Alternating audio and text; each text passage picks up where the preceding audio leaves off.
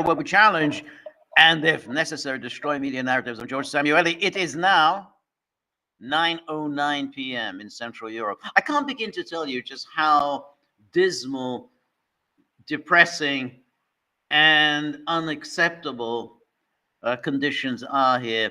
It's day after day of nonstop rain, day after day of sunlessness, day after day of grayness and drabness.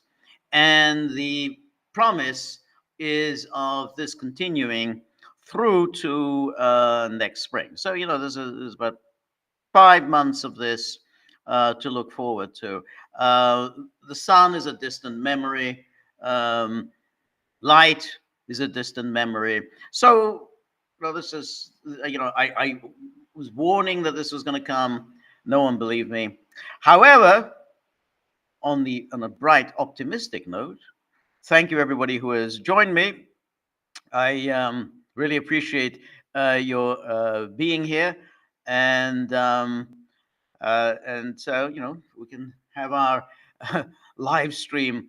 So the interesting thing that's emerged since the vice presidential debate has been the sense that really, J.D. Vance is really is the coming man, and will almost certainly be the front runner for 2028. So clearly, he had done well for himself, and Waltz really does look a very dismal, very dismal kind of figure. Clearly out of his depth, as of course is Harris. And this really gets us to the question of what happens now. We've got essentially, what is it now? We've got just about 4+ weeks, little more than 4 weeks to go until election day, and it's clear just by the reading of the numbers that Harris doesn't have enough going for her to win the presidency. This idea, the whole thing of, oh, she's ahead here, we're gonna have 1 or 2 points in Wisconsin, or 1 or 2 points in Pennsylvania, and so on. That's not enough to get her over the top, because there's no question that the polls undercount the Trump vote. And we saw what happened in 2016, we saw what happened in 2020, where in both cases, in the final outcome of Clinton won substantially on the national vote. She was well ahead going into the 2016 election, well ahead in terms of the national vote and in terms of the battleground states in the polls. And even so, it wasn't enough for her to win. Biden was further ahead of Trump in 2020, both in terms of the national vote and in terms of the battleground states going into on election day. And he barely got over the top. Harris isn't going in with any kind of a lead. It's essentially neck and neck. So it's hard to see how, on present form, she can win. So I emphasize the present form because with 4 weeks to go, all sorts of things could happen. So yesterday we had that 165-page drop from Jack Smith, which is this um, uh, bad disease that just never seems to go away,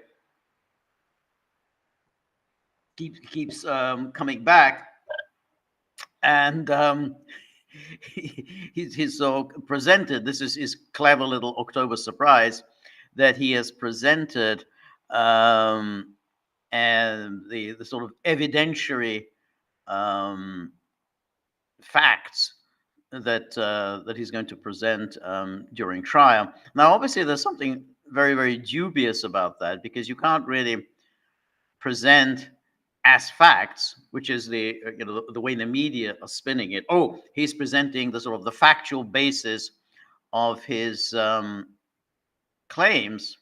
Well, you can't really present a factual basis until those facts have been established, and the only way those facts can be established is in the court of law, and and that means after the evidence has been challenged, after witnesses have been cross-examined, and then you can say, okay, that's the factual basis.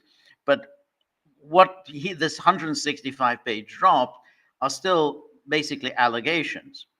These are his allegations against Trump, and obviously it's a kind of a desperate bid on Smith's part, and of course on the Judge Tanya Chutkan's part, because of course they had no business dropping this, because I mean all we've done is we had the impeachment ruling, not the impeachment rule, the immunity ruling from the Supreme Court. The Supreme Court, which said, first of all, a president has immunity for his official acts, he has no immunity for his private acts, and that there is a presumptive immunity for acts that fall somewhere in between. Presumptive, in other words, I mean, Jack Smith would have to show that those acts don't have immunity.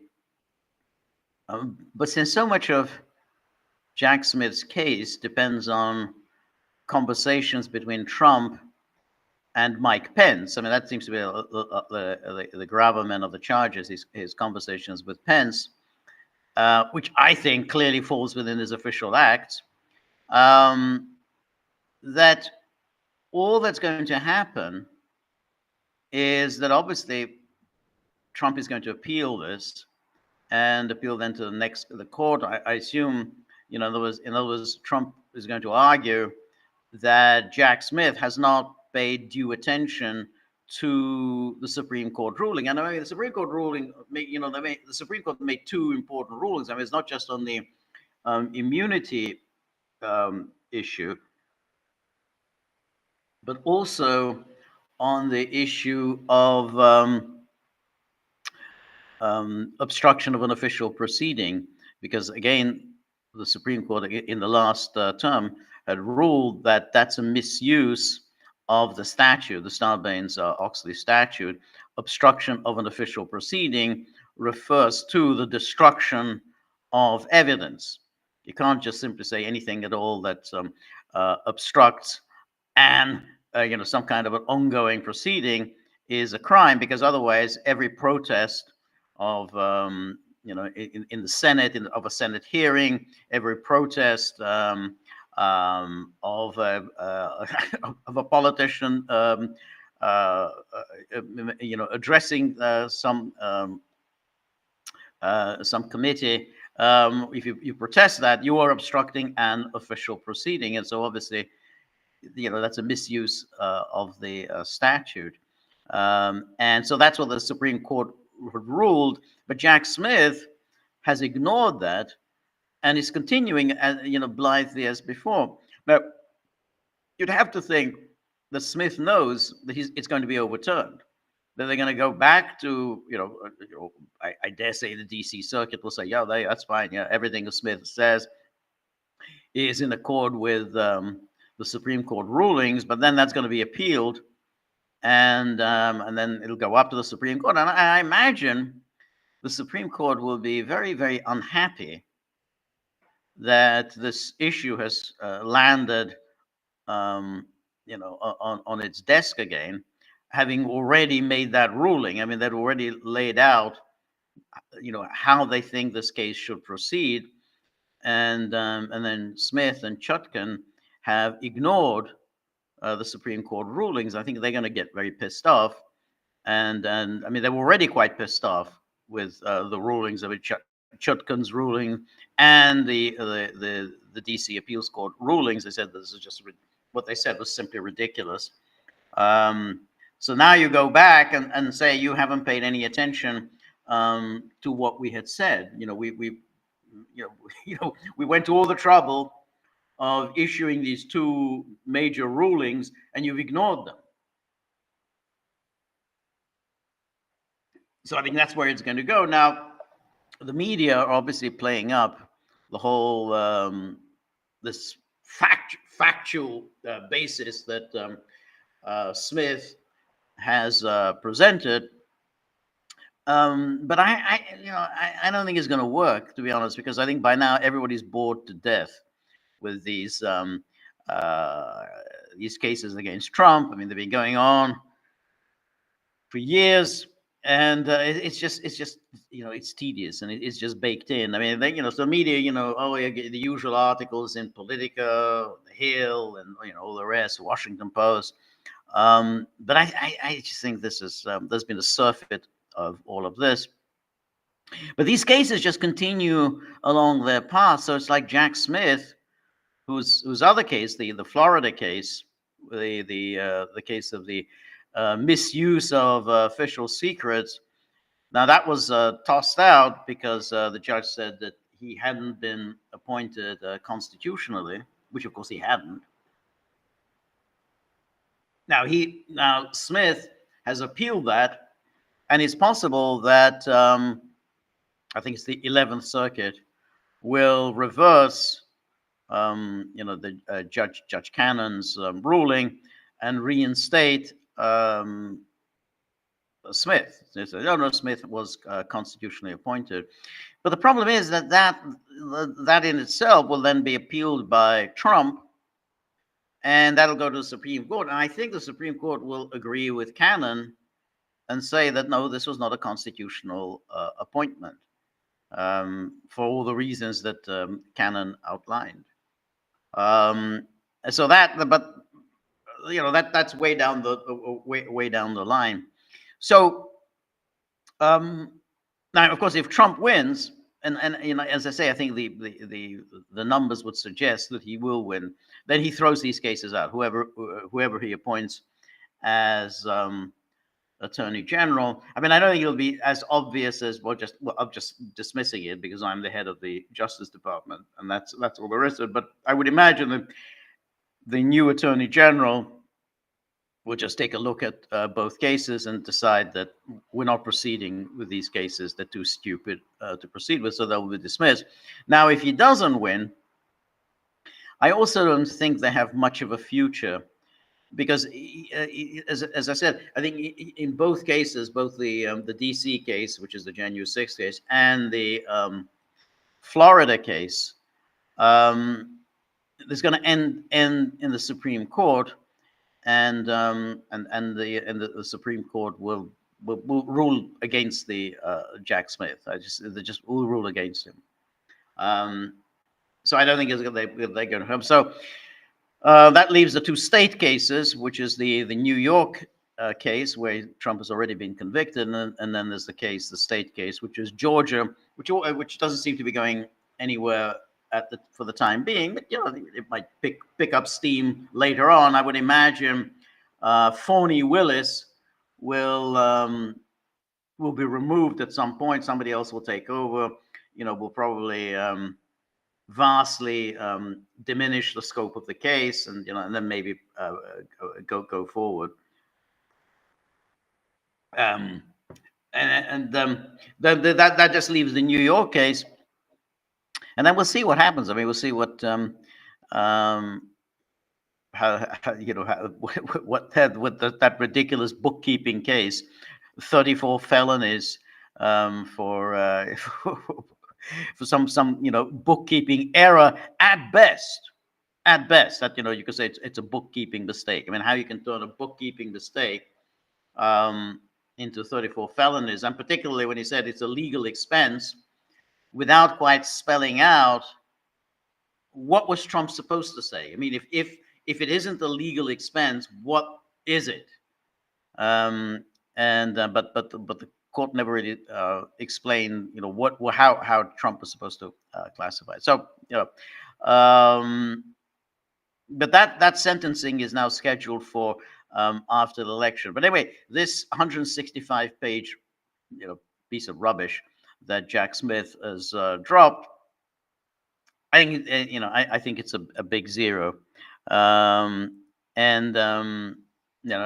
media are going to try and play it up, but it's just not going to do very much, and it's already a month out from the election. So by the time of the election, there's going to be so much happening that that is going to be just lost in the shuffle.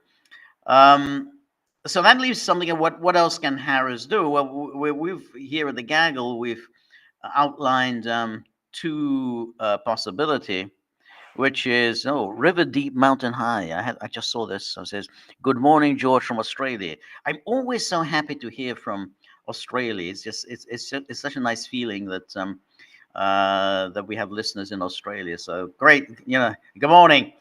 Now I used to get this right about what the time difference is. I'll take a wild guess and say that you're 7 hours. No, you're more. Yeah, well, are you 7 hours ahead? No, I mean, maybe you're no, maybe you're 10 hours ahead. Was it 10 hours or nine? Maybe 9 hours ahead. I don't. After a lot of thought, I got this one right, but then I've now not I've forgotten of this, so I don't know.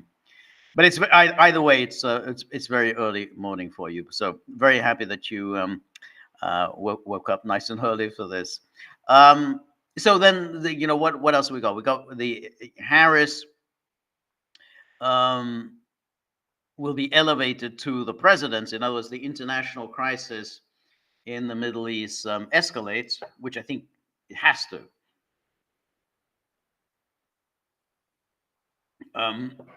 There's really no doubt that Israel. So yeah, so River Deep, Mountain High.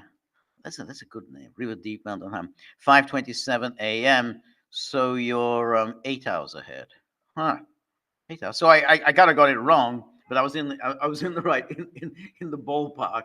I thought it was 7 hours, and I thought it was 9 hours. It turns out it was 8 hours. But it's very early for you. So thank you so much for getting up this early. Hope you've got a nice strong brew of coffee there with you. So international crisis. It's obviously going to become more acute. Israel will attack Iran. I mean that's already being signaled. Israel is plotting with the United States to hit Iranian oil refineries. I mean, that's out open in the media. Biden seems to have signed off on hitting Iranian oil refineries, though he's telling Israel not to attack Iranian nuclear facilities, because that doesn't really, cut much mustard with Israel. So we don't know whether Israel will. But either way, it's obviously a major attack on Iran is in the works.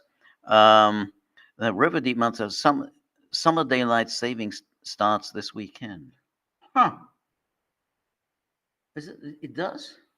Well, that's interesting. I didn't realize that that Australia, changes its clocks as well. Every twice every year.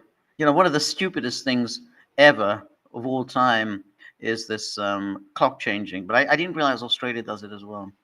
Um, yeah. So now, given the escalation of the war, and because then Iran, if you start hitting Iranian oil refineries, that's a major blow.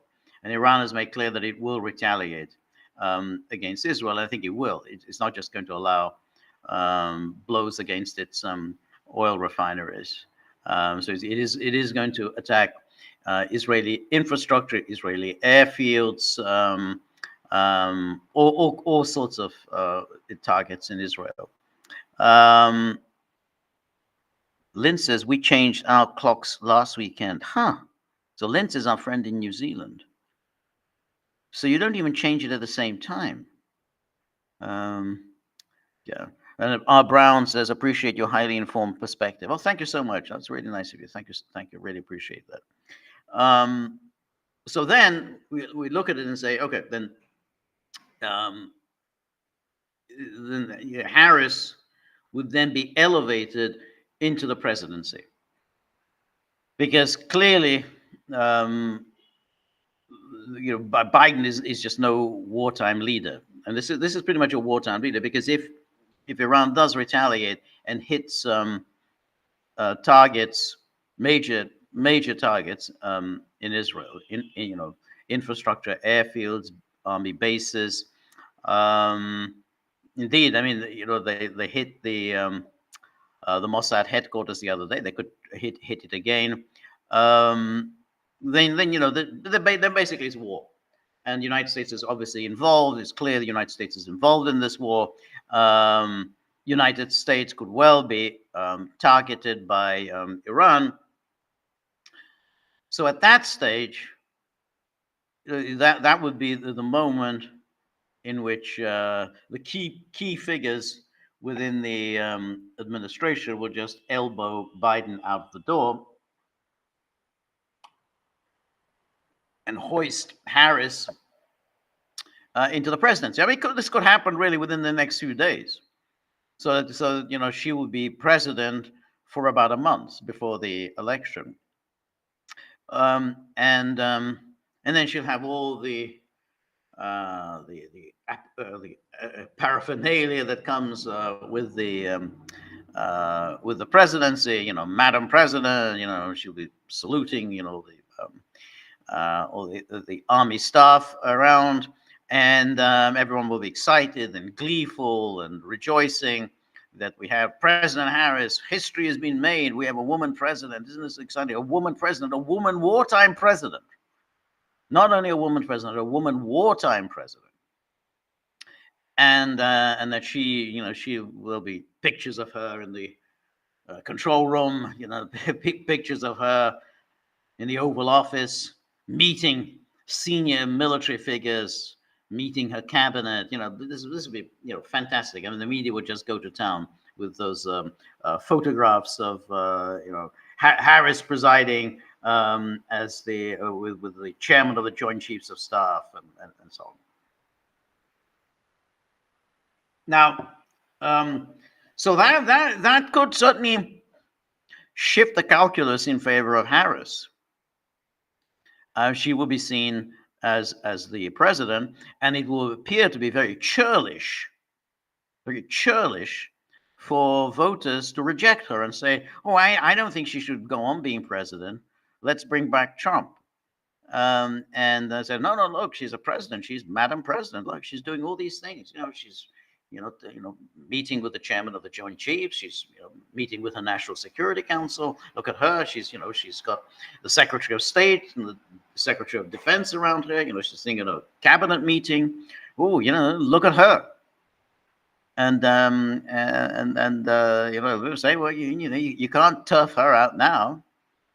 So she has to stay. So I think that I think is quite likely. And I think that's going to be a real problem for Trump. Now, we're really getting to the point where we have to say that that the people are getting punished, and they're getting punished probably for a very good reason. Because after years and years of neglect, years and years of making bad decisions, years and years of acting irresponsibly, they're getting the leaders that they deserve. I mean, it's no accident that we've got a creature like Keir Starmer in the UK. And Keir Starmer has completely identified himself with Israel. I mean, his wife is an Israeli. He makes an announcement that somehow British forces are at work on behalf of Israel. We stand with Israel.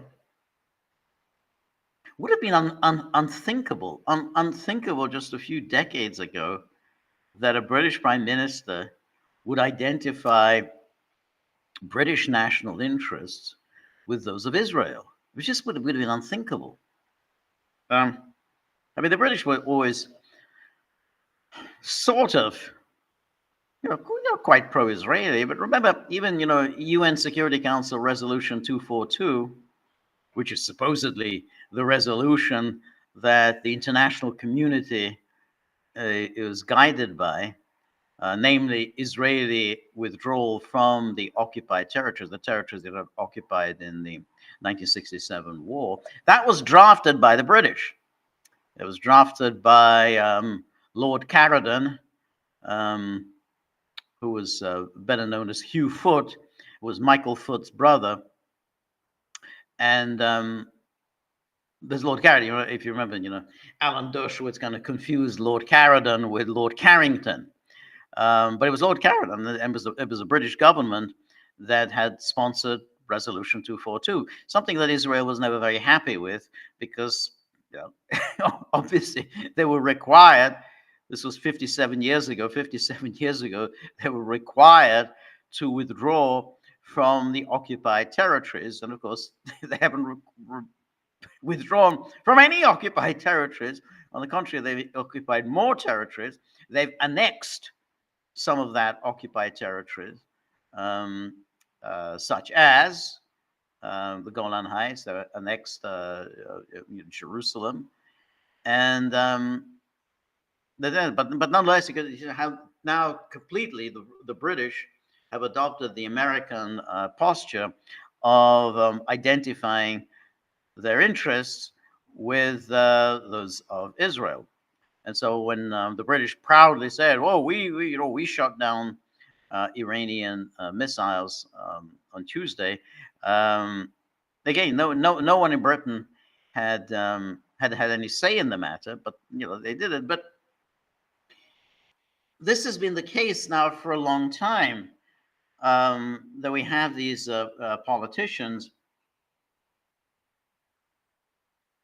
who embark on these military ventures without any kind of input from the public. There's never any kind of democratic accountability. So when Theresa May, she joined Trump in bombing Syria. Was it 2017 or 2018? I think they bombed twice. I think it was 2017 and 2018. Again, no real consultation with the public.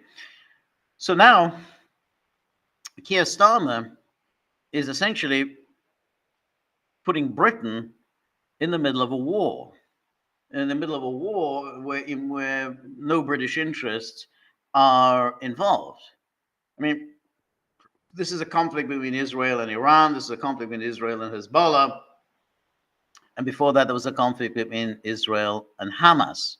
Where exactly do British interests pop up? What does any of these conflicts got to do with Britain?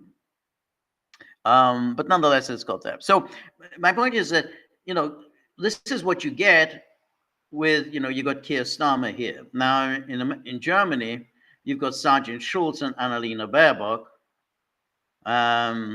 In France, you have this clown Macron, who was a few months ago was saying that he was going to send French troops into Ukraine. Then he kind of seemed to have gone, that kind of died down a little bit. But apparently now he's back talking about sending French troops into Ukraine. No, so my point is that we're getting these really terrible, awful, horrible political leaders. We keep voting for them. They take no interest at all in what the public really wants. They certainly don't in any way pursue the public interest. I mean, we've seen the response to Hurricane Katrina, and in this, no money for that, plenty of money for Ukraine, but no money for this, and so you kind of wonder, well, where we've kind of reached the limits of democracy. I mean, clearly, the democracy, the Western style, isn't working. Now, I'm not sure where exactly we go and how we set about it, but clearly it isn't going. And so, if we end up with President Kamala Harris, then that's really that's quite a serious business for the United States. So this is what you've ended up with. And how did you come up with? How did you end up with that? Then you say, well, the American people have to take responsibility for this. There were plenty of warnings along the way that this is where we're going to end up with. But nonetheless, you've gone along with this, and you've gone with Kamala Harris. Again, whatever one thinks about Trump, and obviously, there's plenty that's wrong with Trump, and that's a given. There's no comparison between Trump and Harris. I mean, Trump is infinitely better than Harris, and so I mean, I know people like Michael Tracy, are always bashing Trump. Oh, well, Trump, but Trump was this, with this. Trump, oh, Trump, but Trump supported this. Trump supported that, and but he's still better than Harris. Harris is the worst. And what's really significant, that under Harris and Walz, there really isn't going to be a lot of freedom around. There's not going to be too much free speech. We know Harris has disdainfully attacked free speech. She did that, of course, even during for the brief time that she spent in the running in the 2020 election, when her signature issue was that Trump should be kicked off Twitter. And she kept repeating this, Trump should be kicked off Twitter. This was still during the 2020 campaign, when she was still running for the nomination. So this was still in 2019. Yeah. So this was in 2019. She kept urging that Trump be kicked off Twitter. And then when Twitter did kick Trump off, that was already by then. Biden and Harris were obviously going to take over in Washington. So Facebook and Twitter got with the program and kicked Trump off. Now, and then when Walz, remember Walz during that vice presidential debate on Tuesday, he again was boasting about how much he hates free speech. I mean, he said this before when he was, I think, on Rachel Maddow a few weeks ago, and when he said something like, "Well, the First Amendment doesn't protect hate speech and misinformation," which, of course, is complete nonsense, because, of course, the First Amendment does protect all of that. But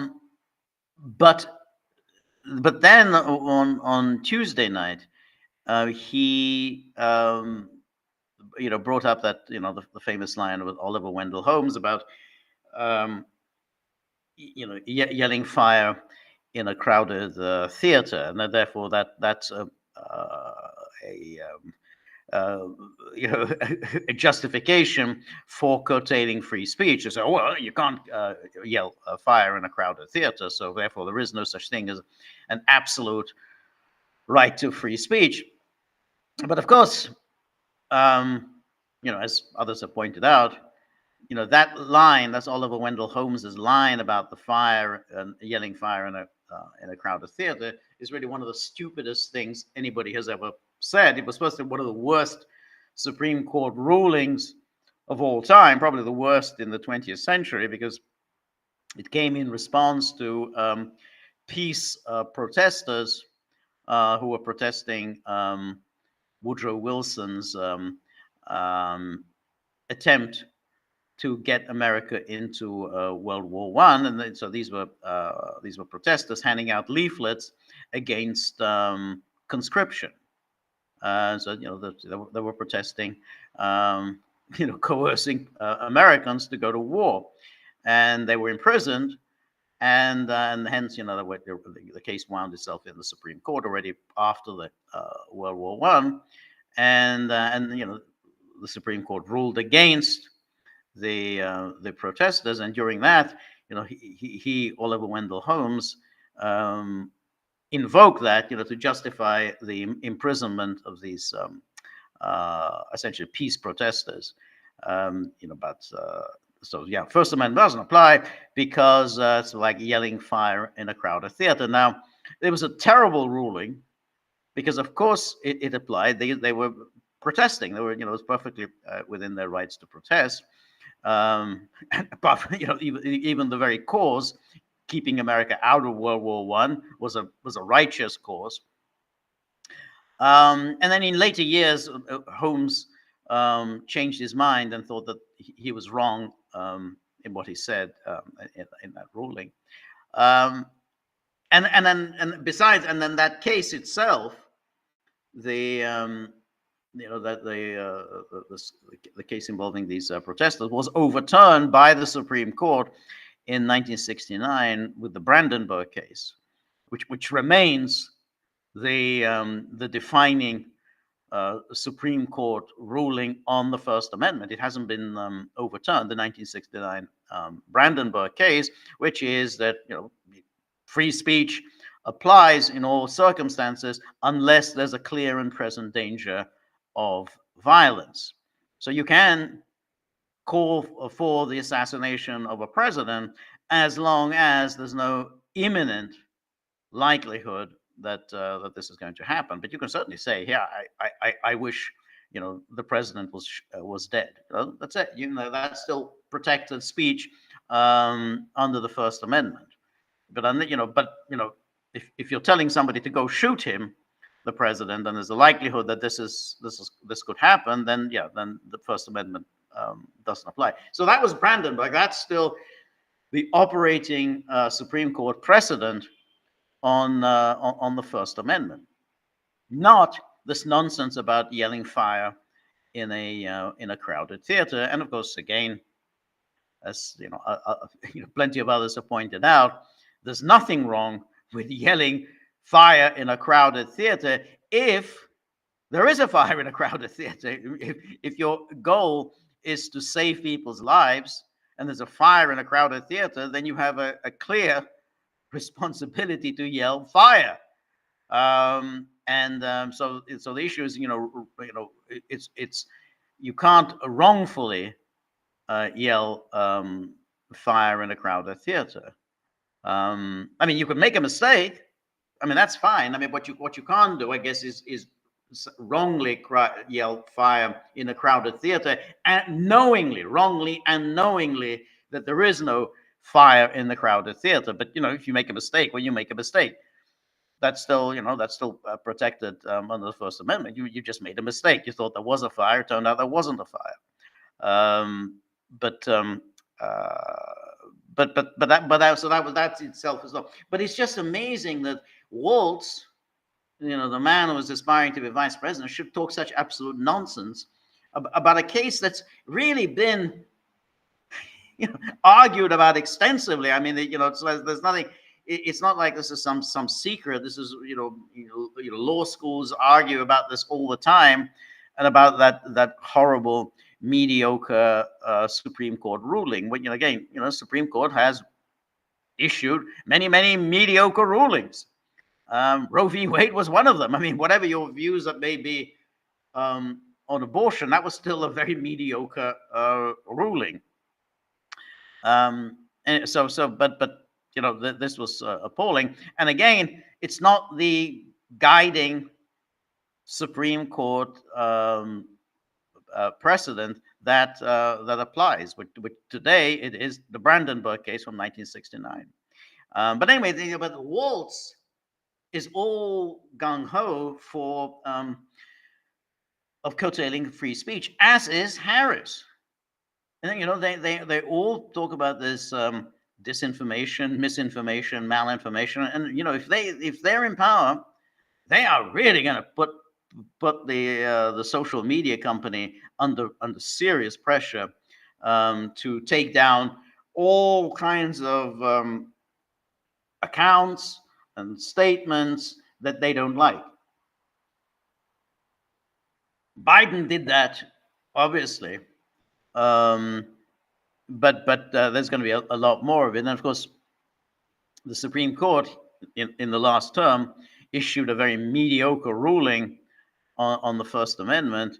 Thanks to Amy Coney Barrett, who somehow kind of ducked the issue by hiding behind the lack of standing. So I said, "Oh, there's the lack of standing." So she didn't really rule as on the issue whether governments can apply pressure against private companies to take down accounts and take down statements. She just said, "Well, these plaintiffs had no standing to sue." I don't know what she meant by that. I suppose somehow they themselves were not harmed by anything that the government had done, so they had no standing. It's such a bizarre doctrine of standing, but it's a way for the Supreme Court to avoid getting into these kinds of cases. Anyway, let's take a look, as we always do, at some of the comments on our locals board.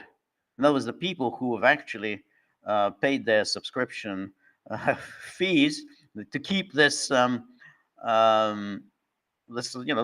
locals community going, and which is so important, because if we don't have these kinds of communities, other communities, then pretty soon all we're going to have is NBC, CBS, ABC, and that's all we're going to get. We're not going to have any real alternatives. So that's why it's important that we keep these things going, and that we have communities, people contribute ideas and postings and discussions, because without that, we've got we have more. We've seen just in these presidential debates just how awful these these networks and cable shows are. So we have to keep the alternative community going. It'll be there's already enough problems with democracy, as I said, which clearly it's not working. Whatever's happening, it clearly isn't working. So if we have Harris, President Harris, then we're going to need these kinds of communities. We need these communities to thrive, because otherwise I don't know how civilization will survive Harris presidency. Anyway, Danuki, thank you so much. Always on hand to, and you post so many interesting things on the boards. Thank you. We don't thank you enough, Danuki. That because of you do so much, and so much good material is on our locals board thanks to you. So thank you so much. So Danuki says, Kedvesh George, dear George, amusingly, idiot, multipolarist, grifting cheerleaders like Matt Ehret. Don't hold back. Whatever you say, don't restrain yourself. Are already proclaiming the death of the hegemon, while Turkey prepares to mothball S-400 and return to F-35s. Yep, that's right. I mean, that's clearly. Turkey is indeed preparing to return to into the F-35 program. As we've talked about Erdogan many times before. Um, the Russians have set great store by their friendship with Erdogan, and he really hasn't done anything very much for Russia. Um, he is clearly funneling arms to Ukraine. He is a member of NATO, and he's he's with the with the Western parties, um, and you're right. He's preparing to mothball the S-400, the air defense system, and get with the American program. As I said many times before, Russia's problem is that if it's seen to be incapable of bringing this war to a decisive, victorious conclusion, then these kinds of creatures like Erdogan, they're going to go with the winner. They're looking around. They couldn't care less. Other than who's the winner, and who they should align with. Now, Erdogan also likes to bluster about Israel and all the things that he. I mean, on the day that Israel launched its attack on Lebanon, which was on Tuesday, he issued his usual thunderous statement that Turkey stands with our Lebanese brothers and sisters. Now, Turkey is not going to do anything for his Lebanese brothers and sisters. Absolutely nothing. Turkey did more than anyone else, other than the United States, to enfeeble Syria. In other words, to ensure that Syria lacked any kind of power to exercise any kind of restraint on Israel. So, thanks to the enfeeblement of Syria, because Turkey occupies big chunks of Syria, up in the northeast, northwest. We've got Idlib province, which is under the control of Turkey. Erdogan pursued a regime change war against Assad for many years. So, Syria is much weaker now than it was, thanks to Erdogan. So again, it's very nice for Israel. So yet another Israeli adversary is embroiled in chaos and civil war. And of course, again, Turkey did nothing to restrain the United States when it invaded Iraq. So but for some reason, Russia sets great store by Turkey, and in a way, it's understandable. Okay, well, you have to live with the world as it is, and that's fine. Just don't tell us that about your dear friend Erdogan, and again, don't tell us about the multipolarity, and that's, I guess, Turkey is all part of this multipolar world. Um, I don't see Turkey providing any kind of a resistance to the Western hegemon. I mean, they talk a good game, but at every stage, Turkey always caves. Remember, again, what hardly needs to to repeat. Remember all the excitement that Turkey was going to act as a veto on the induction of Sweden and Finland into NATO. Remember, God, we heard so much about Erdogan just wasn't going to accept it. No, he's not going to accept it. And lo and behold, Erdogan accepted this. So this is a part of a pattern with Turkey. But yeah, the multipolaristas, yes. Anyway, thank you, Danaki. Anne Marie, thank you so much. Really appreciate it. Good evening, George and Gagglers. So, Anne Marie, always good to hear from our friend in Switzerland. And then Cynthia, thank you. Good, good to see you, Cynthia. And thank you for your generosity. So Cynthia says, in happier news, Moody's has downgraded Israel's credit rating, warning that it's heading towards junk status. The ratings would likely be downgraded further, potentially by multiple notches, if the current heightened tensions with Hezbollah turned into a full-scale conflict, Moody's said. That doesn't surprise me. I think that's obviously going to happen. But I think that's where we're heading. I mean, there's no question, absolutely no question in my mind that Israel will retaliate and retaliate significantly. We don't yet know how much damage was caused by Iran's attack. I mean, obviously, Iran inflicted some damage. I mean, I'm not buying many of the excited stories today from like Danakis talks about the multipolaristas who wildly exaggerate all the damage that Iran's attack did. But clearly, some Iranian missiles did get through, and Iran did inflict some damage.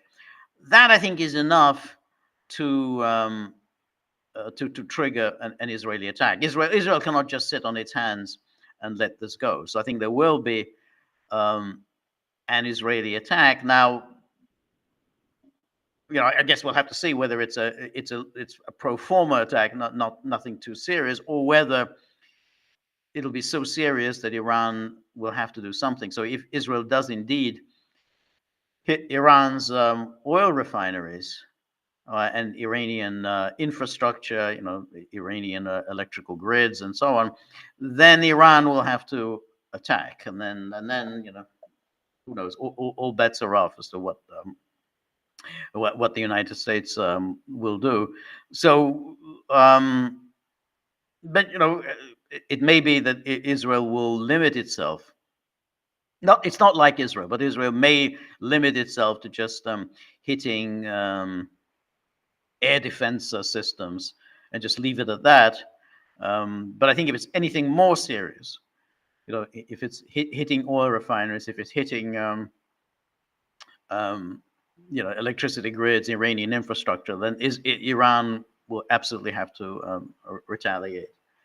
And then yeah, Israel is indeed its credit rating will be horrific because at that stage Israel will be involved in at the minimum of 3 wars, because if there is war effectively, or mutual strikes on one another between Iran and Israel, then there's no question that the Houthis will get involved. There's no question of Iran's proxies will get involved. Hezbollah will launch whatever missiles it has. I mean, they still supposedly have these missile armories. They will get involved, and then you got quite a serious conflict. Now, and that goes back to what we were saying earlier about with President Harris, because if Israel is now involved in a kind of multi-pronged war, you got a war with Iran, war with the axis of resistance, there's still war with Gaza, war in Lebanon with Hezbollah, then it's going to be very hard for the United States to stay out. Then so the United States then gets in. That that's obviously since no one else is going to come in on Iran's side, obviously the United States will prevail, but it's going to be a serious conflict. I mean, Russia's not going to do anything. Russia's got its own problems. The you know, this may be an opportunity, a final opportunity for Russia to try to wrap up this war in Ukraine. With United States,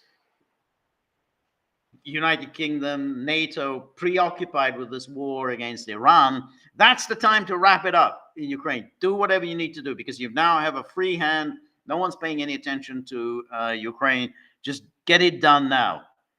Because if you don't, then once that war with Iran is sorted out, then they're going to get back to Ukraine. So this is something Russia should have done a long time ago, but now it may have this opportunity with the United States and NATO distracted by the war with Iran. But yeah, I mean, but Cynthia, as you say, it's good news. Yeah, no, it is indeed, happier news. So anyway, thank you so much, Cynthia. Thank you for your contribution. And Robert, thank you again for your generosity. I really appreciate that. And so Robert says PCR. I imagine the PCR, I guess that's Paul Craig Roberts, ran a story with the headline "Massive Iranian Missile Strike Completely." No, that doesn't sound like PCR. I'm not sure then what PCR is, because I always think of PCR as Paul Craig Roberts. But my mind's going blank as to what else PCR stands for. PCR ran a story with a headline, "Massive Iranian Missile Strike Completely Destroys Israeli F-35 Base Nevatim." Yeah, I read that. I mean, not PCR, but I read that about the destruction of the Israeli F-35s. But the problem is that I haven't seen any corroborating evidence of that. Again, there's a lot of excitement about that Iran has done this, but I haven't seen any corroboration of this. But yeah, that story about that Israel's F-35s have been destroyed. Wondering whether you have heard anything yet which can confirm or refute this claim. Yeah, as I say, I read those stories, and again, I always want to be restrained because there's a lot of many people want something to be true, and then when you want something to be true, you kind of assume that it is true. So I want to see some confirmation of this, but I've seen no evidence. I've seen no pictures and no comments at all. So I've just seen these stories. Oh, this Iran has hit this this Nevatim base and have destroyed the Israel's F-35. So, but again, I don't know. I would also imagine that the United States would replace them. I mean, I mean, I'm assuming that the United States has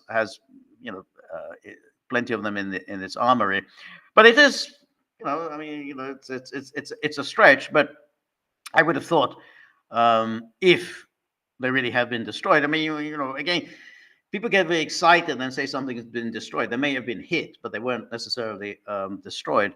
So we'll see.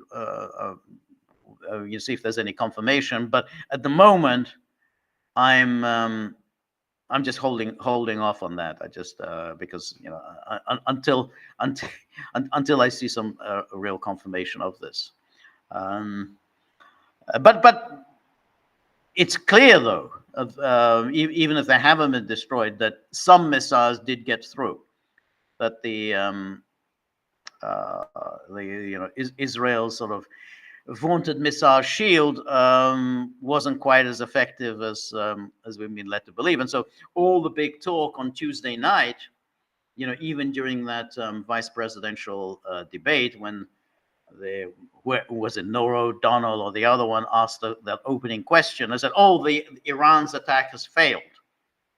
They just repeated this unquestioningly without knowing anything. I mean, other than what the U.S. government had peddled. They unquestionably accept whatever the U.S. government says, and so they said, "Oh, it's failed." So I I didn't believe it then that it's failed. So it was right to be skeptical about those claims, but now we also don't want to be jump the gun and accept that Iran did succeed in destroying all of Israel's F-35s. But we'll see. But the very fact that they broke through the Israel's missile shield would almost certainly enrage Israel, and now now the Israelis do feel vulnerable to attack, and that would absolutely guarantee that Israel will retaliate against Iran. Now, R. Brown, thank you, says Jack Smith ignored the Fisher decision. Yeah, exactly, he ignored the Fisher decision when he issued his updated indictment, and then now with what he did yesterday when he dumped this 165-page monstrosity of the factual basis of his case, which he has no business at all to present. I mean, you can't start talking about a factual basis until the facts have been examined. Until there's been a proper cross-examination and a proper challenge by the defense. The defense has a right to challenge the introduction of any claims at all, any so-called facts at all. So without that, you can't just simply say, well, this is a factual basis, but there is no factual basis if the defense hasn't had an opportunity to challenge the validity of these claims. That clearly wasn't what the Supreme Court had wanted the prosecutors and the defense to do in the case. They remanded the case back to the DC District Court with a view to both parties getting together, and in light of the immunity ruling, decide what evidence is and what evidence is not permissible in this case. Because they made clear that it's not just that the president has immunity for his official acts, but that the prosecution cannot use as evidence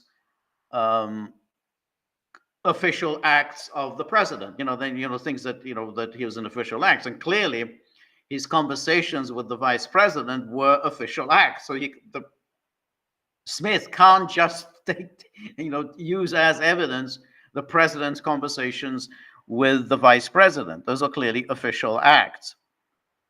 But that was why he said, you have to go back to the court and have both parties sit down and decide, in light of this ruling, what kind of evidence is acceptable. Smith didn't do any of that. Smith made no attempt to sit down with the defense and try to figure out, what kind of evidence is acceptable in this case. Smith just simply brought in a new indictment and then just dumped this factual basis without any kind of input from the defense. And he did it obviously because he thought that, well, now it's out there. This is going to get a lot of publicity, and so it's a freebie with a lot of very damaging to people who aren't really cognizant of legal procedure. So it sounds very damaging. Of course, anytime the prosecution just simply gets to present its case without any challenge, it always sounds very damaging.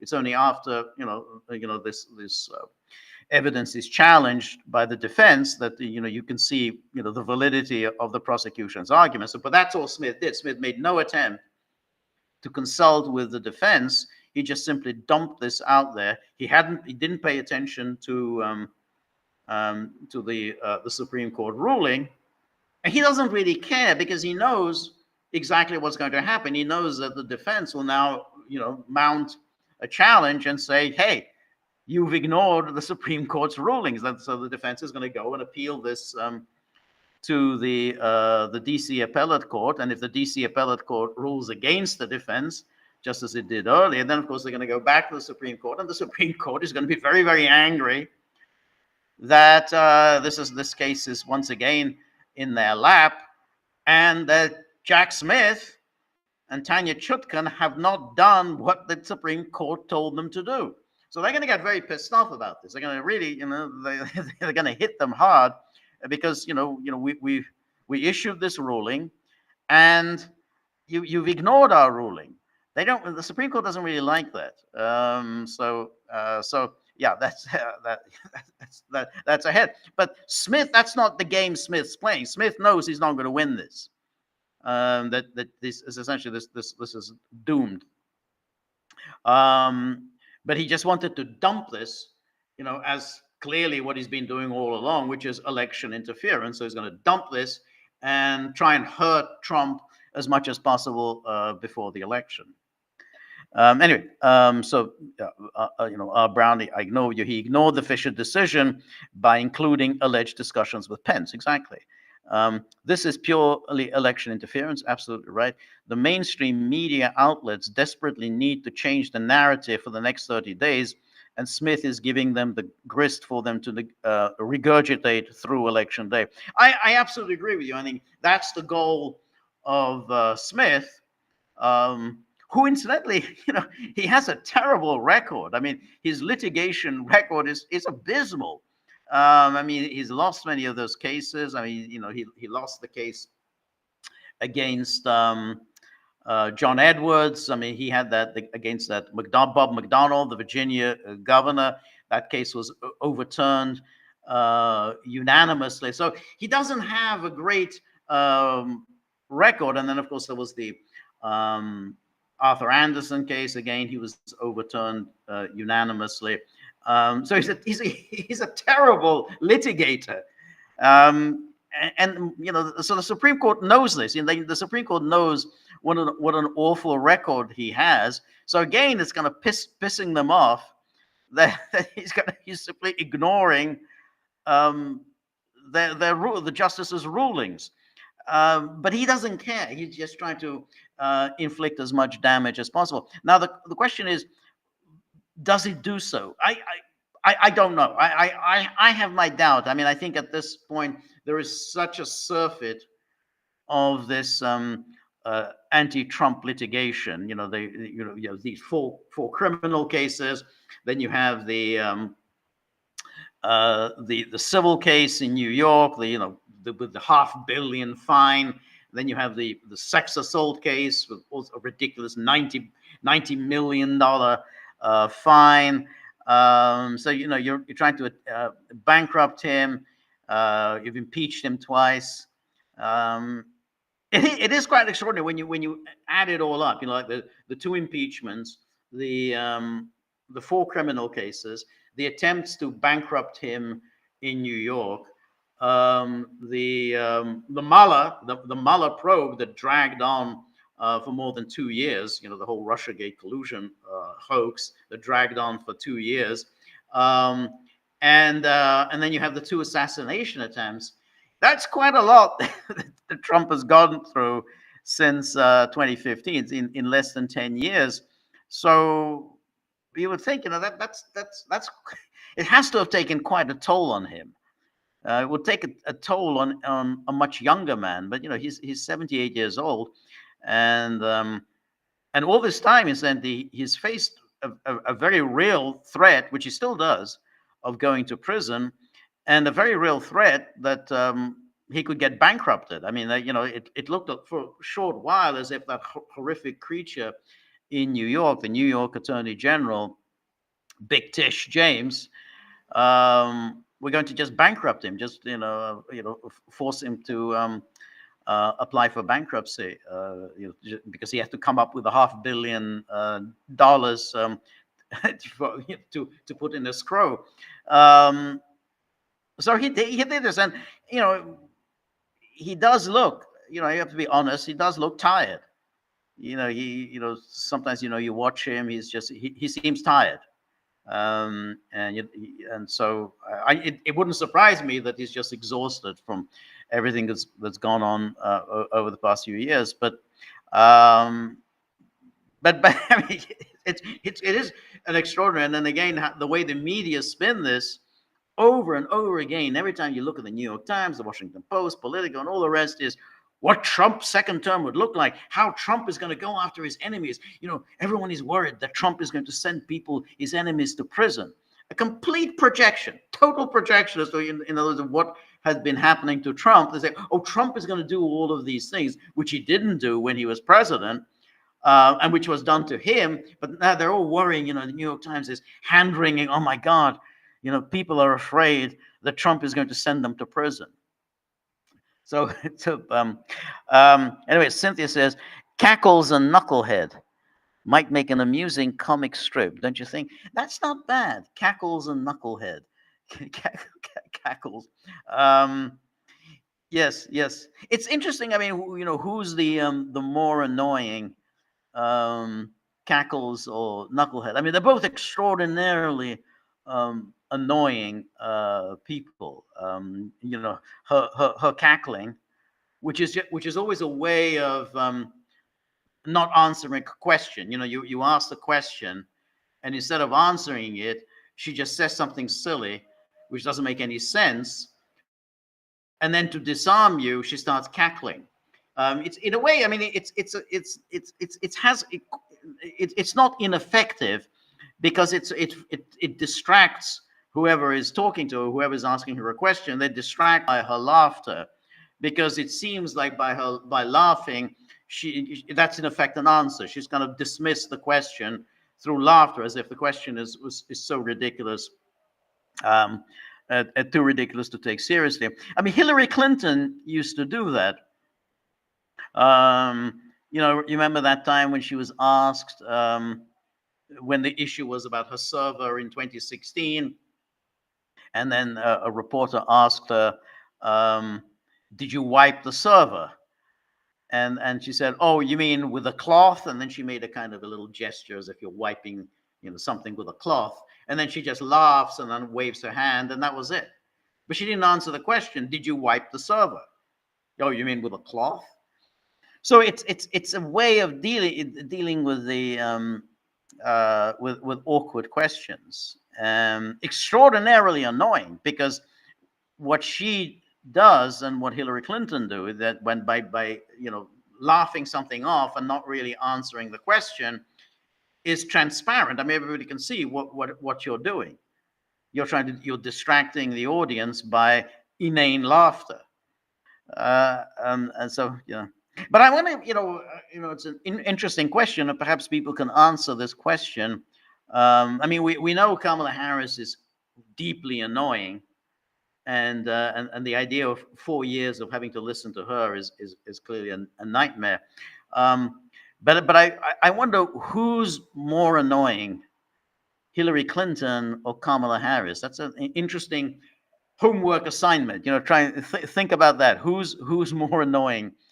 Whom would you hate more having to listen for the next 4 years? Hillary Clinton with her horrible, icy, harsh voice, or Kamala Harris's inane laughter. So cackles and knucklehead. I have to say, Tim Walz does kind of look like a knucklehead. I mean, just physically, he looks like a knucklehead. But yeah, it wouldn't be. It's not bad as a comic strip. And or a sitcom. Cackles and Knucklehead. Yeah, that'd be a kind of a successful sitcom. Laughter and buffoonery in the White House. And then R. Brown says, apropos of Cynthia's question, says, only if they don't get elected, then not so amusing. Yeah, I agree. I mean, I think that, as I said earlier, I think that a Harris presidency would just be a catastrophe. I don't think America will recover from a Harris presidency. I think it's already, as I say, I mean, the America of today is really just a pale shadow of the America that was, just 50 years ago. for all sorts of reasons.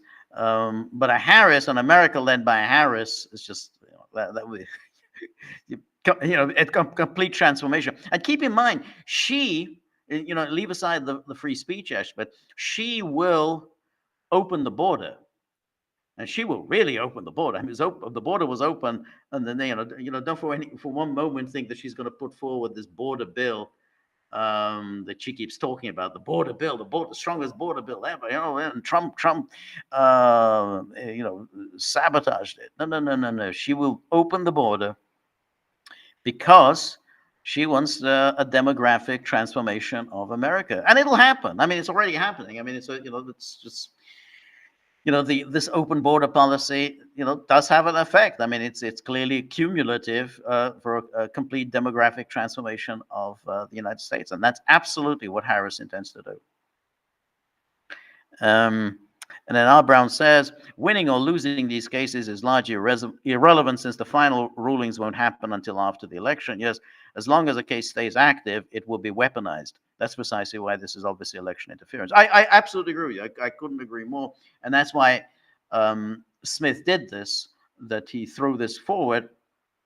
And that's why Smith is still working on the Florida case. I mean, again, it's going to go on because, as I said, Judge Eileen Cannon, she threw out that case. She said that he was unconstitutionally appointed. So, he has now appealed that, and the 11th Circuit may well reverse her. But then that's going to be appealed, and then that's going to go to the Supreme Court. But all that is going to be way, way down the road. Smith doesn't really have any real chances of success. I mean, and he knows that. On either of these two cases, I think his prospects are not looking good. But he therefore wants as much damage to Trump as possible. I mean, he's a political hack, and the media play along with it. I'm still not entirely sure how effective this is. That's why I think that somehow some of this is just baked in. By now, there's just so much this lawfare against Trump that the people who love this, MSNBC and the journalists, who lap this up. Okay, they do. I don't think voters do. I really, whenever you see these town hall meetings and everything, voters never talk about these terrible things Trump supposedly had done. They couldn't care less about these court cases. So I think, I mean, I may be wrong, but I think that that there's a limit. Whatever damage they could have done Trump, I think has now been done. I don't think there's any additional damage that they can do to him. Anyway, Brown, thank you so much for your generosity. I really appreciate that. And then R. Brown also says, Biden can't lead himself off the stage or up a staircase. No, let alone a warp. Nope. But not to worry, he will probably fumble the nuclear codes, or if it gets to that far, hopefully Dr. Jill or Barack Obama will not be around to make that call. No, I agree. But that's why I think that the most likely scenario is that he'll be bundled out of the door, and then Kamala Harris will be installed in the Oval Office. And she will be a very pliable president. She'll do as she's told. She won't argue. She'll exactly what the national security state will want from a president. So I think that's where it will. And I think that, as I say, looking at the polls, the Democrats are in trouble, and they know they're in trouble. They just don't have enough of a margin over Trump to win in November.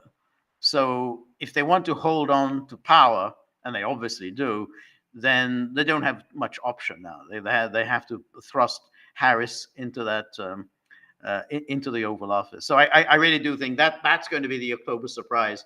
Harris assumes the presidency. And then Marty, good evening, George and Gagglers. Marty, always good to see you. Thank you so much for all your postings. Really appreciate that. And then, and thank you, Marty. You posted that that conversation I had yesterday with Nina Byzantina.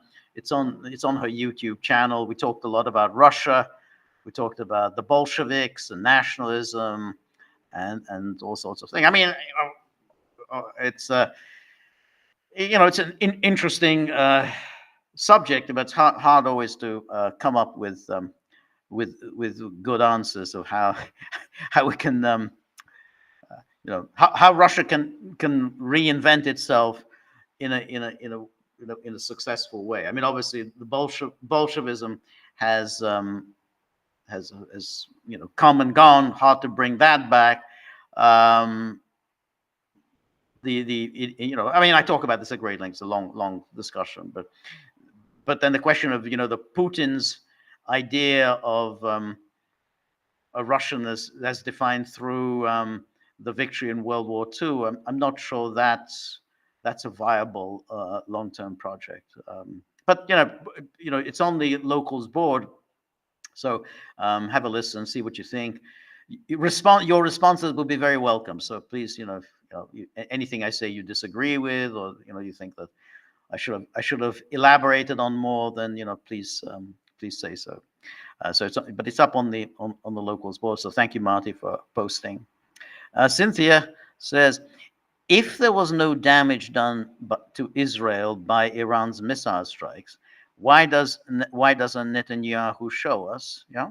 Why is there a ban in Israel on taking photos or videos?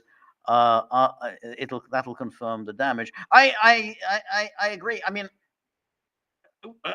I don't know whether there is or how much damage has been caused. The very fact that this missile attack, some of the missiles clearly got through the Israeli missile shield, is a serious enough issue.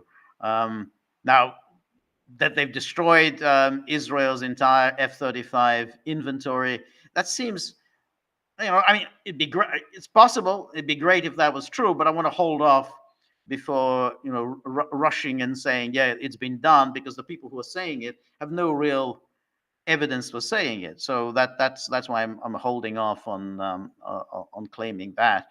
If it's true, it's great. But we don't want to start claiming something to be true unless it's been confirmed. But the very fact that that they've broken through the Iron Dome is, I think, serious enough, and I think that's why it's now guaranteed that Israel will attack. And then it's kind of amazing that we've got this terrible presidency of Biden, and then we've got to this situation, and the situation obviously in the Middle East, and then of course the situation in Ukraine, and somehow America just we go on obliviously. The Americans, Jack Smith, January the 6th, Trump is going to do this and Trump's going to do that, and this terrible crisis, these two crises, both caused by this awful man, this awful, horrific, disgusting man, Biden, who, it was known, I knew this in 2020, and I said this over again in 2020. This man is going to be a disaster. I know Biden. I followed his career. I remember him from the 90s. I remember him in the 2000s. He is the worst possible person to be president. It's like, it's as bad as selecting John McCain. If John McCain wins an election, what's going to happen. It's just, it's absolutely, imminent catastrophe is unavoidable. And yet we have this debate, like the debate of the other night. There was only this one question, the first question about Iran, and even then it was formulated in an idiotic way by saying it's a preemptive attack, because somehow it's about Iran developing nuclear weapons. In other words, or Iran being close to nuclear weapons, a preemptive attack. So it's again in this ridiculous hypothetical, the kind of thing that people just babble about, this hypothetical, well, if Iran is, 10 minutes away from nuclear weapons, well, shouldn't we launch a preemptive attack, rather than what's going on right now and how we've got to the point right now that America is on the hook right now to go into war with Iran, nothing to do with preemptive attacks or Iran having nuclear weapons or close to having nuclear weapons. And that was it. There's no other foreign policy question. No other foreign policy question. But there's a question on climate change. There's a question on abortion. There's a question on guns. There's a question on childcare. But nothing on this. The very thing that the Constitution demands of the president, which is he is responsible for security and foreign policy. There's nothing, none of that. I mean, what the hell has childcare got to do with the office of the president? I mean, if running for governor, running for a mayor, you can talk about these sorts of issues. Well, what the hell's it got to do with the president? Childcare. It's just, I don't know. And then gun violence. That's your issue. And even then, they're not talking about gun violence as, hey, crime is out of control. Remember that CBS guy? Was that CBS guy? No, the ABC guy from the previous debate who said, "Oh, crime is crime is down. The FBI says that crime is down," which of course we know those are wrong. So they're not talking about crime. So when they talk about guns, they're not talking about, well, crime is spiraling out of control and there's a lot of violent crime. No. It's about taking guns away from people. That's the issue. They're somehow taking it, which has nothing to do with crime. It's like they divorce this issue from an issue that people might care about, which is spiraling violent crime, which people might relate to. No, they don't want to talk about that. No, as we know, no. Crime is down. Crime is down. No. We don't have to worry about that. We just got to take guns away for no reason. They can't even say there's an imminent threat from gun violence. No, we got to take guns away from law-abiding people, law-abiding gun owners. So, but that's the sort of the nuttiness of these sorts of debates. Anyway, then R. Brown says Erdogan is straggling the current great divide and will work both sides quite effectively, I suspect. Yeah, no, I mean, I think so. I mean, that's the way he does it. He tries to extract the highest price that he can. I mean, that's his the specialty. Whatever price is going. I just don't see any particular benefits to cultivating Erdogan. I mean, he's not going to help you.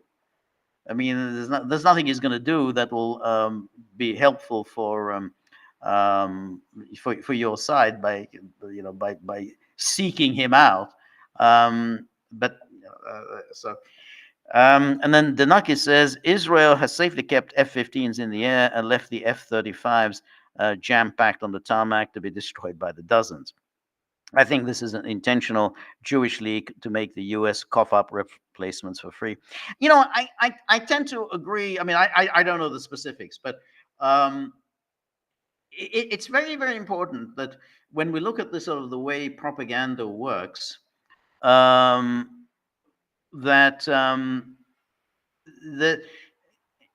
when it comes to Israel, the thrust of the propaganda is not that Israel is very strong, Israel is overwhelmingly stronger than its enemies. It's the other way. Israel is always very vulnerable. Israel's enemies are very strong.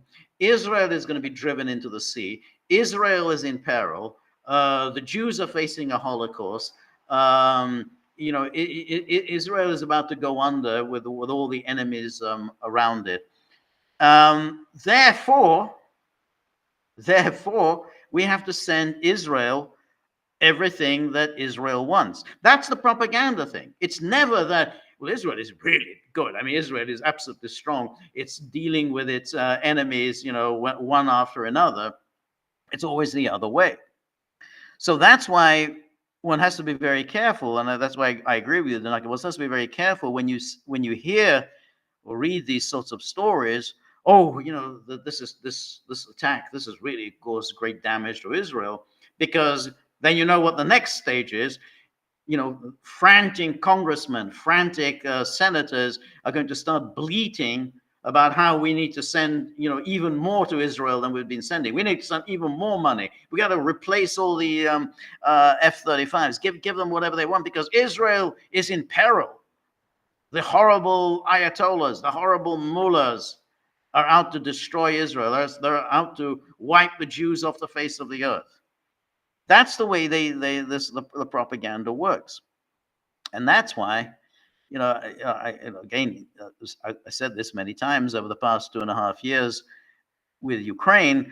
Don't believe these stories about how Ukraine is on its last legs, how Ukraine is facing terrible defeat. Ukraine can't withstand this Russian offensive for much longer. When you look at how the propaganda system works, how they did it with Israel, that's exactly what they're doing with Ukraine. Because when they say, hey, Ukraine's on the brink of collapse, therefore you have to send even more to Ukraine. Therefore, you have to make sure that Ukraine has enough to withstand the Russians. So it's just in the same way. It's exactly the same way. Because otherwise, if you say, well, Ukraine's doing just fine, they're holding the Russians off. Well, okay. Well, if they're doing fine, then we don't need to send them anything. Then they're good. They're good as they are. No. You got to always the pressure is on to send more and more and more, and that's why it's very naive of people in the alt media who believe these stories about Ukraine's on its last legs because they want to believe them, and not really realizing that these sorts of stories serve a particular purpose. That purpose is send even more. And the same way, the alt media, who are always eager to tell us how bad things are going for Israel, they don't realize, yeah, but that's serving a purpose, which is, hey, let's send Israel another $10 billion. And so when you say, Darky says, hey, I think they just want these replacements for free, absolutely. That's absolutely right. That's what Israel does. Israel gets everything for free. With Israel, everything is on the house. Just as when it comes to Israelis themselves, nothing is on the house. So yeah, but whatever they get, the F-15s or the F-35s, it's on the house. Now, having said that, it's possible that they have suffered damages. I'm just wary of believing any of these stories. Marty says, enjoyed your discussion with Nina Byzantina and looking forward to you and your new book. Well, thank you so much, Marty. Really appreciate that.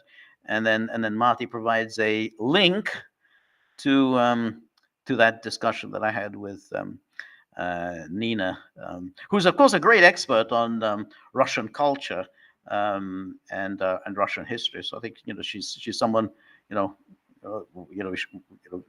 should all follow, and her YouTube channel and so on. And then R. Brown says, if Trump wins, what do you think the 11/5/24 1/20/25 interregnum will look like? How bad will it get? That's a really interesting question. In other words, if Trump wins, then what happens between election day and Trump's inauguration? We know from 2016 and 2017 that was a crucial period, because that was the moment when Obama decided that he was going to absolutely sabotage the Trump presidency and set out to really not quite go to war, but set out to have really bad relations with Russia, to the point when Trump would have difficulties getting out of it. And it was a very, very adept maneuver by Obama, because remember what Obama did. Practically the day after the election, either the day after or 2 or 3 days after, Obama announced that he was instructing his intelligence agencies. I mean, this is unheard of. This is 2 or 3 days after the election. He says he was instructing his intelligence agencies to look into the issue of Russian interference in the 2016 election. And then they came out with that ridiculous intelligence community assessment, ICA, that was written by Brennan and Clapper, which said, yeah, Russia clearly interfered in the 2016 election. And of course, that set in train Russiagate and kind of embroiled Trump in Russiagate. But then it was, of course, even worse, because then they went after Michael Flynn, Trump's national security advisor, set him up.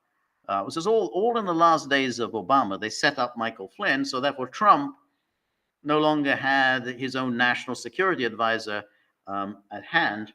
And that led to the Mueller investigation and essentially the destruction of the not so much destruction, but a fatal weakening of the Trump administration and of the of a Trump agenda. And now to go back to your question, are they going to do something like that in this case? Yeah, I think they will. I mean, if during this period, this 2.5 months, and they want to basically, weaken Trump as much as possible, they're going to try and escalate this war as much as possible. So in other words, Trump inherits a very dangerous and serious situation. He's going to have to face it, and he's the one who's going to carry the can. So if you've got a serious conflict in against Iran, and you're escalating the crisis in Ukraine against Russia, then all of that Trump assumes all of that on January the 20th, 2025, and then it's all going to be down to him. And he's the one who's going to say, "Hey, but you said that you were going to end the war in Ukraine on day one. Well, where is it? You haven't ended it. So it's on you. It's your war. You're the one who's got this mess on your hands, and everyone's going to turn on him. The media are going to turn on Trump with a fury and blame him for the exacerbation of the war in Ukraine, and they're going to blame him for the war between Iran and Israel. So your question is absolutely right. During those 2.5 months, both of those crises will be exacerbated and escalated, and then Trump will be in a very, very bad situation when he takes over, because he won't have done anything to cause these crises, but he's the one who's going to have to resolve them. Otherwise, again, then America is in trouble. America is on the hook. So that's a real danger.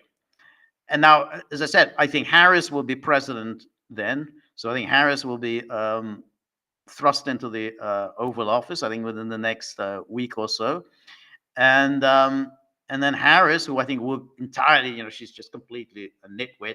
She will be entirely a creature of the national security state, the intelligence services, the military, and they're going to make all of these decisions, and Harris will sign off on them, which will guarantee an almighty crisis for the United States in both theaters, and Trump will be on the hook for both of those wars. So that's why I think the Obama analogy, what happened in the last days of Obama and what's going to happen now, it's crucial to follow exactly what happened. Right? I mean, Obama is truly a loathsome scumbag. I mean, he's managed to glide by without any serious examination of his record. I mean, because he's such a smooth, polished performer. But what he did in those last days, in those 2.5 months, was just absolutely catastrophic. I mean, he set in train these crises. The crisis in Ukraine was set in train by the decisions that Obama took. So anyway, thanks. That's a really interesting question. So Cynthia says, I went to the State Department travel advisory site and saw that there's no actual level of risk posted for Israel.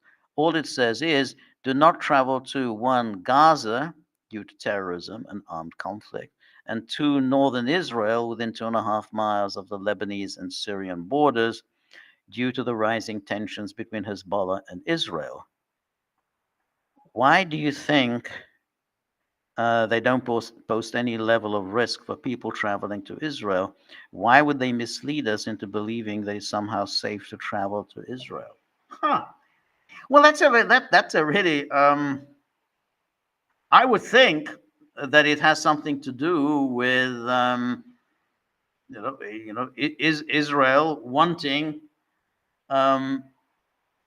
many Americans to travel there, because the more Americans who travel to Israel, then the more Americans will be committed to Israel, because if Americans are there on the spot and are in some ways threatened by impending missiles, then all the more likely is it that the United States will enter the war on Israel's behalf. So I would think that it's a way of encouraging and enhancing the pro-Israel hysteria in the United States. The more American. I mean, if you think about that, but October the 7th. I mean, one of the the factors that contributed to American hysteria about October the 7th was that there were so many Americans who were there. I mean, obviously there were American hostages. Americans were taking hostages, but also there were these Americans who were at this rave, and so therefore, the U.S. government could get very agitated. Look, it's Americans were in the line of fire of Hamas. This is so horrific. So I would think they want to encourage people to come to Israel in order to encourage American emotionalism about Israel. But in general, I think the State Department, and Israel are always encouraging people to go to Israel. I mean, that's Israel's raison d'être, is to get people to go to Israel. I mean, it's always a problem. I mean, it now has a population of 9 million, which is, it's a lot more than they used to have. So it's so they're always desperate to get people to go there, because there aren't really that many of them. I mean, when in comparison with how many non-Israelis there are in the Middle East. So it's always something.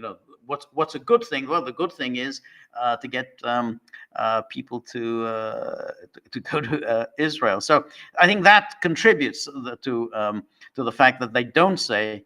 I think Israel would be quite upset if the State Department would say, "Hey, don't go to Israel." You could imagine the Israelis would be very upset. What do you mean, don't go to Israel? Israel is, it's the safest place in the world. The Jews are safer in Israel than anywhere else in the world. You think, really? I mean, that's the case. But of course they are. Everywhere in the world they're under attack by anti-Semites, but in Israel they're safer than anywhere else. Obviously this is totally absurd, but that's the claim of the Zionists, which is the rationale for Israel, is that nowhere in the world are Jews as safe as they are in Israel, when patently that's not the case. So that's why I can't imagine any sort of situation in which the State Department would tell people, "Hey, don't go to Israel." Let's see if there's anything else that we could bring up. Um, um, yeah, I'm just looking here. Barack Obama's half brother, Malik Obama, endorses Donald Trump for the 2024 election and criticizes Kamala Harris. Um, and that's that's right. And then we also have Tim Walz's family. They're also not supporting Tim. They're supporting Trump. Um, and let's see if there's anything else we can take a look at. Um,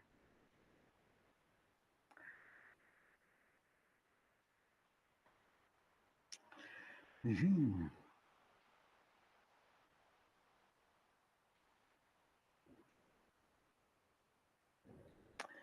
Hmm.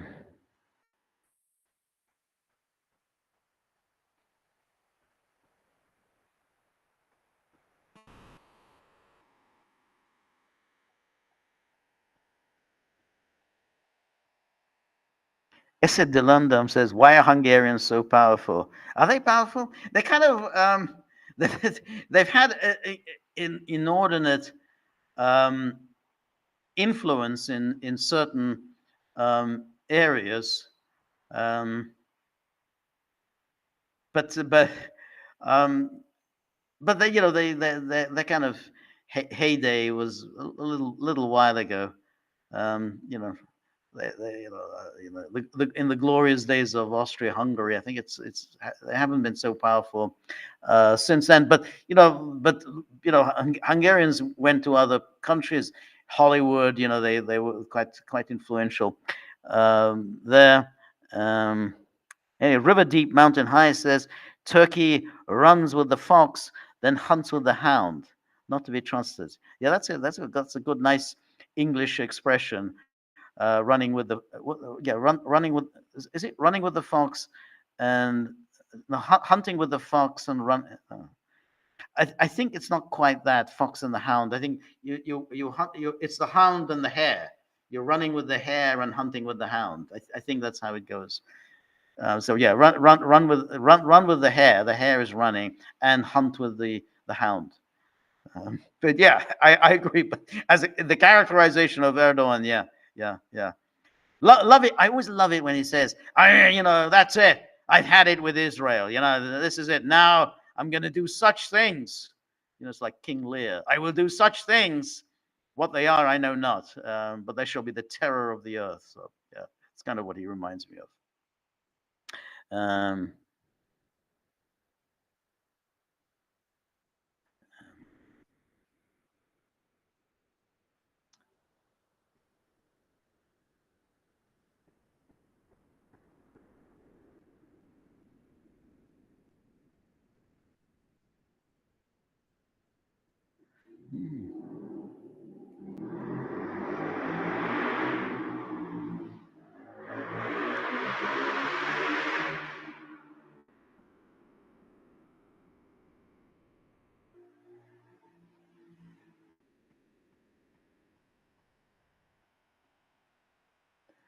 Sorry. So I'm just so there's see if because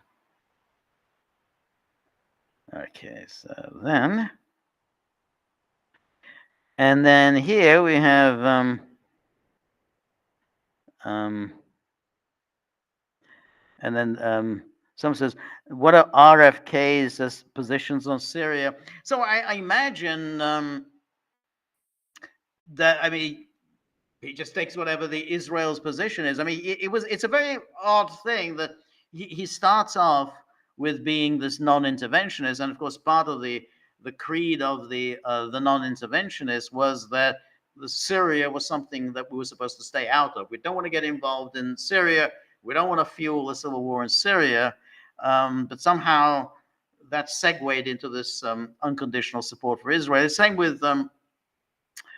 um, with Tulsi Gabbard. Tulsi Gabbard, she was talking a great deal about Syria and about how she visited Syria. She was really against the the policy of fueling civil war in Syria, supporting Al Qaeda in Syria, and then somehow, she got in with Israel, which made very little sense. So that, I think, that's the arc of RFK. And then Stone River says, thank you so much, Stone River. Is the Security Council convening over the Israel-Iran war? A very good question. I think they are. And as you know, the UN Secretary General has now been banned from Israel. So there's already been, there was a condemnation, even though there was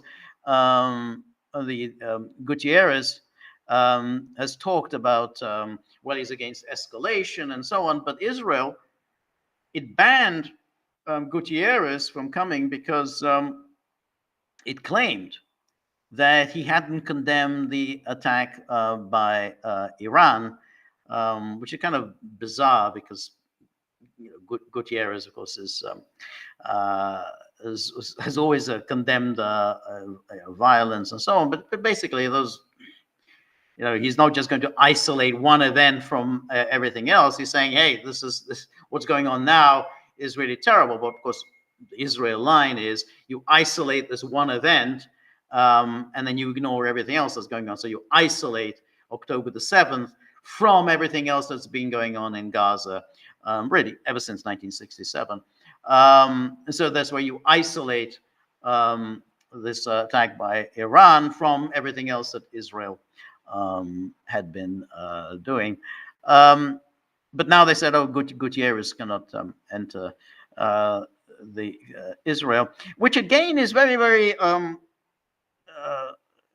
I wouldn't say strange. I mean, it's obviously it's exactly of a piece with Israel, but it's really particularly obnoxious because Israel is a creation of the United Nations. That's not true about other states because many other states pre-existed the creation of the United Nations. But Israel was specifically created by the United Nations. So there was, the United Nations, which took over the mandate for Palestine, and then of course Israel, the United Nations, demanded of Israel that it commit itself to address the issue of the Palestinian refugees. That was the condition. Israel had to meet certain conditions to be accepted as a member of the United Nations. And again, they had to commit themselves to maintaining Jerusalem as an international city, which Israel, of course, didn't do. And Israel, of course, didn't address the Palestinian refugee problem. So for Israel to take this high position, this high indignant position towards Gutierrez, towards the United Nations, they always sort of forget, you owe your existence to the United Nations. There would be no Israel were it not for the United Nations. But this I don't. It is kind of quite extraordinary that a United Nations member state tells the UN Secretary General, you cannot enter our country, because you didn't condemn Iran's attack.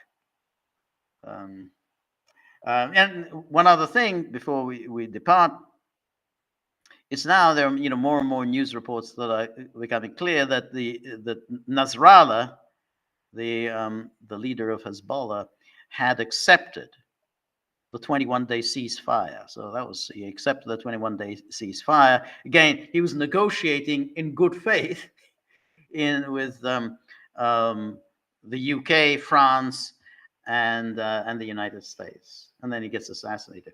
Now, neither the government of the UK, nor the government of the United States, nor the government of France has expressed any condemnation of the assassination of Nasrallah. Their very interlocutor, the man who accepted the ceasefire terms, this person we were negotiating with, in good faith, who was assassinated by Israel, and not one of these governments who was negotiating has expressed any condemnation of Israel. All their condemnation is of Iran. So you have these negotiations, you go through these negotiations, and the person who actually accepts your terms, your conditions, gets assassinated, and you have nothing to say about it. That's, values, the values of the West. Anyway, my time is up. Thank you, everybody who has joined me. Thank you very much for your generosity, those who have contributed. I'm going to have to deal with those swinish hounds tomorrow. You know how hard it is, to deal with them. They're very, very, narrow-minded in their focus. They will not accept any, high-minded explanations. So that's my burden. But thank you anyway who joined me. Thank you again, particularly for those who have put money into the tip jar, because, as I said earlier, if we don't keep this going, locals going, soon there'll be just nothing but CNN, MSNBC, CBS, and all that crap. And we need alternative media. Anyway, so weekend coming up, we got some. We'll be doing podcasts with Peter over the weekend. Then on next Monday, we're going to do the live stream with Peter, and then Tuesday is my live stream solo. Please join me. The movie board poll is still up, so we already had the Western and the Noir Western, so that was won by the searchers. But now we want to find out who the running mate is, not the running mate, the runner-up is. So you can still vote to find who's the runner-up for the screening next Monday, and then of course the Monday after that we're going to do the miscarriage of justice poll. We'll select 8 films that feature miscarriage of justice. It was Gagglers suggested that. I think it's an excellent suggestion, and also take a look at my conversation with Nina Byzantina, and just share your opinions. What you think about what we talked about. So anyway, thank you for today. See you very soon. All the best. Good night. Bye bye.